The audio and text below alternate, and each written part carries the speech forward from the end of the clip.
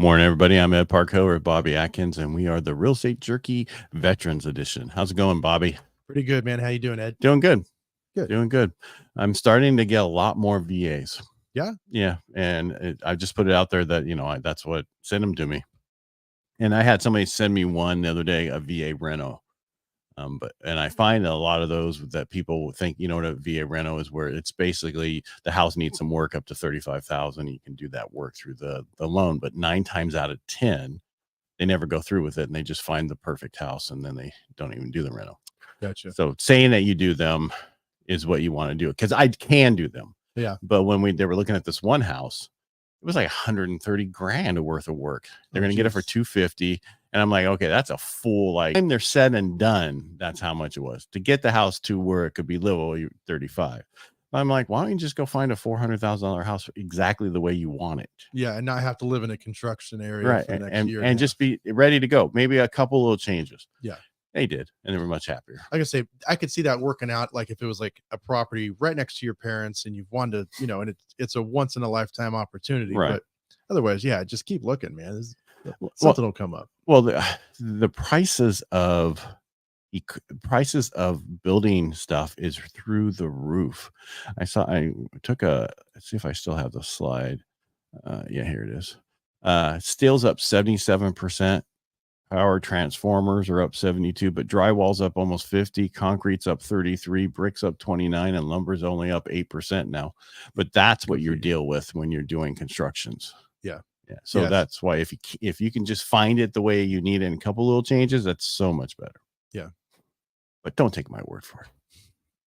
But again, I'll do them. You just, once you go through and run the number, it's just the same thing that happened to us when we were going to build our forever home up on our 32 acres. Mm-hmm. It went from 800,000 to 1.1 million because of the upgrades, because of the cost increase, and they're never going back down. So have you tabled that plan, or yes. are you just yes, we're going to sell that. We're going to sell the land eventually once we're done getting this lawsuit out of the way. Yeah. Love neighbors. Hey, it doesn't matter where you live, you're going to have them. I was going to say, man, I can't imagine you having issues with neighbors. I don't have problems with my neighbors. The problem is when they think they have an easement on an easement. Yeah, because they're still going through your property. No, the gates are closed and locked. They can't go through our property anymore. They just think they can. It happens all the time up there where people have been going across a certain way, and then you close it off because you decide to move there and do, and fix it and put a house and all that stuff. Well, in order to have an easement, there's like a whole thing, and one of them has to be hostile. Gotcha. And if it's bare land, how can it be hostile? Yeah. So there was a story I saw, maybe about a year ago, where a woman was talking about a piece of property she bought that was, right up along like a creek. Mm-hmm. And when she bought it, she was from out of state. So she didn't know that was like the big hangout spot. And so then she had just constant court battles trying to keep people out of that section of the river, and like river's different. Yeah. Well, it depends on the laws. It'd be up to that river point. You know what I mean? Access to it. Yeah. So it's just like on beaches. Yeah. Right? Well, basically her property went all the way down to the water, and they were on her property, not in the water. Oh, okay. Yeah. So it wasn't the issue that they were in the water. It was, they're all hanging out on her land. Did she get rid of them? No, not really. Pretty much everyone in the town just kind of fought it and was like, hey, we've been here, hanging out here for, ever, generations, Right. But should have been disclosed to her, right? Right. Definitely should have been disclosed. Hey, by the way, you have a hangout on your property that you'll never be able to get to. Yeah. See, with us, it's just, it's not even a road. It's so bad that if you try to go across it right now, because it's been closed off, it's ruts. Because I would have to maintain it because it's my property. Mm-hmm. And the city the county didn't want it back in 77. They were like, we were ending the road here, and the rest of it we don't want. So why do you have to wait until you settle that to sell it? Because then nobody's going to buy it when you're having a lawsuit going on. Good point. Would you? You have an easement across it, and I don't care either way. It's fine, because then I just told them have the county buy it and just buy the 3 acres out and then split the property 22 acres here and 11 acres up here, and we're good to go. Yeah. because I can't get them. No surveyor will work right now up there on that whole thing. So just do it. Make it easy for me. I don't care. So did they bring in a lawsuit or you did? They did. Oh, okay. I was going to say, Because they own the property above, and then their son-in-law and daughter own the property below. so they have a landlocked property, or they just don't want to take No, their property can go down further. There's another way to come up. So they want to use your property. Mm-hmm. And at first I was okay with giving the people below us access, but they can be assholes. So, yeah. See, now be nice. Anyway, enough about that. So just be careful when you're buying stuff. Get full due diligence, understand, and know what's going on. I eventually, when I first was buying it, I hired an attorney to verify what I thought was correct, and they said yes. Even the county says I have full rights to close it off. Gotcha. Yeah. Well, and like you said, disclose everything, right? Mm-hmm. There's times when I'm doing like a listing appointment or going over the listing agreement, right? Not the initial appointment, but they're like, oh, well, there was this one time when the toilet overflowed. And that was about 15 years ago. I'm like, let's put it in there. I don't want any Uncle Johnny came. Yeah. It was Thanksgiving and he ate too much turkey.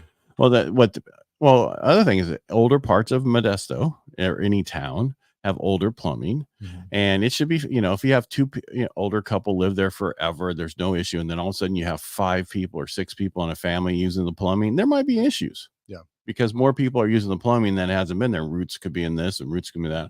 The only positive thing about our place is we all have all new pipes. So there is no problem. Yeah. So because we had roots and it was weird because it went to the back, but we had supposedly roots in our pipes. Interesting. Yeah, figure that one out. Sewers in the back. Well, there was a tree there years ago where the pool is now. Ah, okay. So, yeah, I was going to say, I've seen it happen a couple times. So there was a house that it was over in the college area that I sold and everything was fine. I mean, home inspection, pest inspection, everyone, they run the water, they run the faucets, right? But then what happened was they were taking a shower at the same time they were doing laundry. And that's when it backed up. And so now, then got to run cameras. Oh yeah. You have an obstruction in there. You got to put another clean out in. It was a mess. Yeah. We had to do that because the way that all the pipes ran under the house, under the master, the great room. And they put a clean out finally over here. Well, then when they redid everything, they kept that clean out, which is what you want. And plus we have a clean out now right at the very edge of our property. So yeah. Now we actually, because everybody thought, they told us the sewer was in the front. Sewer's in the back. The sewer in the front's for the neighbors across the street and the people on the other side of them. Oh. So a lot of the people over on that side have, the ones on this side of the street have 2 pipes going through their yard. The neighbor behind them and then theirs. That's right. You mentioned that because there was an issue with your pool, right? Mm-hmm. Yeah. Which, long story short, it's best for the house. Now everything's perfect. There's no using the washer and there's no pressure in the bathroom now. You can use 2 people taking a shower and the laundry going, and there's still enough pressure. Look at you, live in luxury. That's right. 2 heads going at the same time. I'm just kidding. Yeah. All right. Enough about it. There was a couple of VA things we wanted to talk about. Yeah. The big thing would be, you want to go ahead and go with that one? Yours? Yeah. First? Yeah. So there's an email sent out recently saying that basically the VA is going to waive the limitation on buyers paying the buyer's agent fee, because that's something that's coming up, with this national lawsuit as far as like seller paying buyer's agent commission. Now, I still think, I agree with most everyone else. I think that's going to work itself out, but in the interim, that's a good thing because that was automatically going to exclude VA buyers going forward. Right. But it's not really affecting California.